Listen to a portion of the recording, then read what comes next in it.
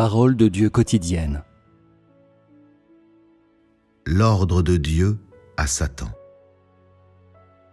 Job, chapitre 2, verset 6. L'Éternel dit à Satan : « Voici, je te le livre. Seulement, épargne sa vie. » Satan n'a jamais osé transgresser l'autorité du Créateur, et à cause de cela, toutes choses vivent dans l'ordre. C'est un extrait du livre de Job, et le « il » dans ces paroles se réfère à Job. Bien que brève, cette phrase élucide de nombreuses questions. Elle décrit un échange particulier entre Dieu et Satan dans le monde spirituel et nous indique que l'objet des paroles de Dieu était Satan. Elle rapporte également ce qui a été spécifiquement dit par Dieu. Les paroles de Dieu étaient un commandement et un ordre à Satan. Les détails spécifiques de cet ordre se rapportent à épargner la vie de Job et à la ligne que Dieu a tracée en ce qui a trait au traitement de Job par Satan. Satan devait épargner la vie de Job. La première chose que nous apprenons de cette phrase est que ce sont des paroles prononcées par Dieu à Satan. Selon le texte original du livre de Job, il nous donne le contexte de telles paroles. Satan a voulu accuser Job, et donc il devait obtenir l'accord de Dieu avant de pouvoir le tenter. En consentant à la demande de Satan de tenter Job, Dieu a imposé la condition suivante à Satan. « Voici, je te le livre. Seulement, épargne sa vie. » Quelle est la nature de ces paroles ? Elles sont clairement un commandement, un ordre. Ayant compris la nature de ces paroles, tu devrais, bien sûr, saisir également que celui qui a émis cet ordre était Dieu, et que celui qui a reçu cet ordre et a obéi était Satan. Inutile de dire que, dans cet ordre, la relation entre Dieu et Satan est évidente pour quiconque lit ces paroles.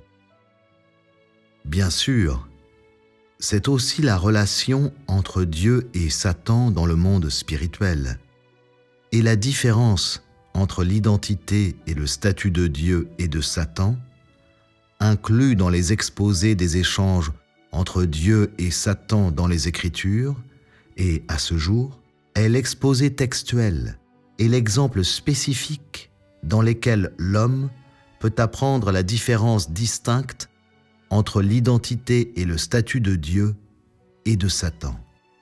À ce stade, je dois dire que l'exposé de ces paroles est un document important dans la connaissance que l'humanité a de l'identité et du statut de Dieu. Et il fournit des informations importantes pour la connaissance de Dieu par l'humanité. Grâce à cet échange entre le Créateur et Satan dans le monde spirituel, l'homme peut comprendre un aspect spécifique de plus au sujet de l'autorité du Créateur. Ces paroles sont un autre témoignage de l'autorité unique du Créateur. Extérieurement, elles sont un échange entre l'Éternel Dieu et Satan. Leur essence est que l'attitude de l'Éternel Dieu et sa position quand il parle sont plus élevées que Satan. Autrement dit, l'Éternel Dieu commande à Satan sur le ton d'un ordre et dit à Satan ce qu'il doit et ne doit pas faire. Que Job est déjà entre ses mains et qu'il est libre de traiter Job comme il le souhaite, mais ne peut pas prendre la vie de Job. Le sous-texte est que, bien que Job ait été placé entre les mains de Satan, sa vie n'est pas livrée à Satan. Personne ne peut enlever la vie de Job des mains de Dieu sans l'autorisation de Dieu. L'attitude de Dieu est clairement articulée dans cet ordre à Satan, et cet ordre manifeste et révèle aussi la position de l'Éternel Dieu dans son dialogue avec Satan. En cela, l'Éternel Dieu détient non seulement le statut du Dieu qui a créé la lumière et l'air et toutes choses et tous les êtres vivants, du Dieu qui détient la souveraineté sur toutes choses et tous les êtres vivants, mais aussi du Dieu qui commande l'humanité et commande le séjour des morts, le Dieu qui contrôle la vie et la mort de tous les êtres vivants. Dans le monde spirituel, qui, en dehors de Dieu, oserait donner un tel ordre à Satan? Et pourquoi Dieu a-t-il personnellement donné son ordre à Satan?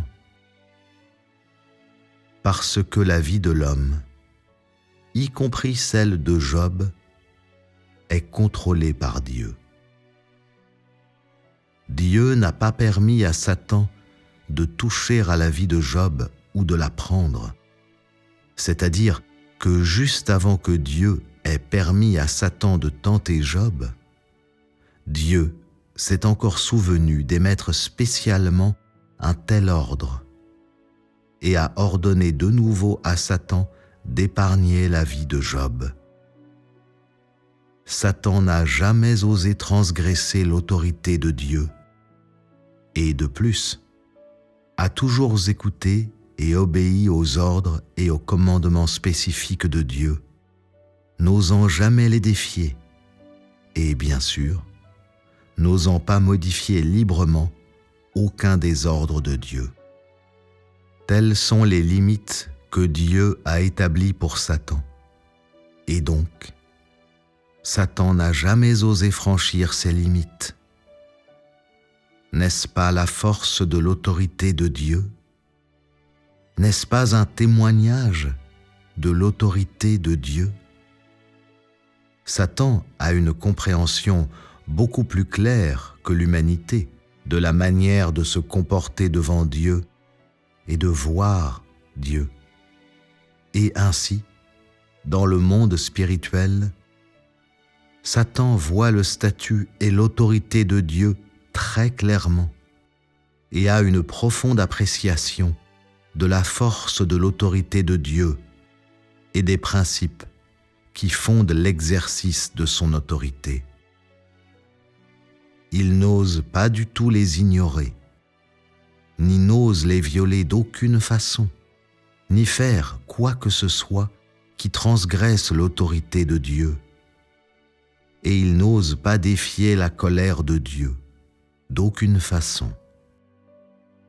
Bien qu'il soit mauvais et arrogant de nature, Satan n'a jamais osé franchir les frontières et les limites établies par Dieu. Pendant des millions d'années, il s'est strictement conformé à ces limites, s'est conformé à tous les commandements et à tous les ordres donnés par Dieu, et n'a jamais osé outrepasser la marque. Bien qu'il soit malveillant, Satan est beaucoup plus sage que l'humanité corrompue. Il connaît l'identité du Créateur et connaît ses propres limites. Des actions dociles de Satan, on peut voir que l'autorité et la puissance de Dieu sont des édits célestes qui ne peuvent pas être transgressés par Satan et que c'est précisément à cause de l'unicité et de l'autorité de Dieu que toute chose change et se propage de façon ordonnée, que l'humanité peut vivre et se multiplier dans le cours établi par Dieu, sans que personne ni objet ne soit capable de bouleverser cet ordre ou de changer cette loi, car ils viennent tous des mains du Créateur et de l'ordre et de l'autorité du Créateur.